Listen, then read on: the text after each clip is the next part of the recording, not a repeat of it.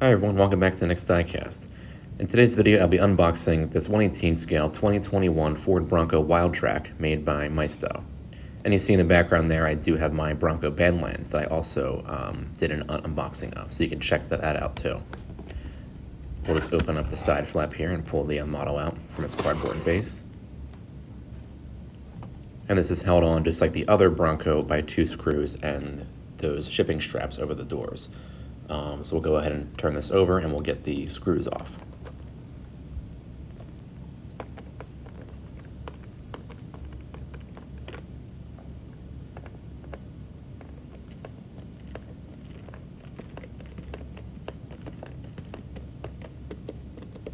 All right, I think we're all done here.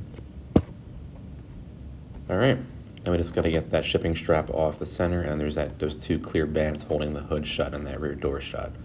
Just have to remove those. Love the dark blue on here. It looks really, really nice.